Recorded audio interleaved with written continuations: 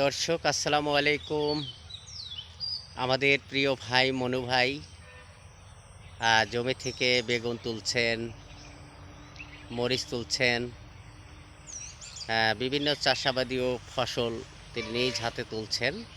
দর্শক আপনারা দেখতে পাচ্ছেন।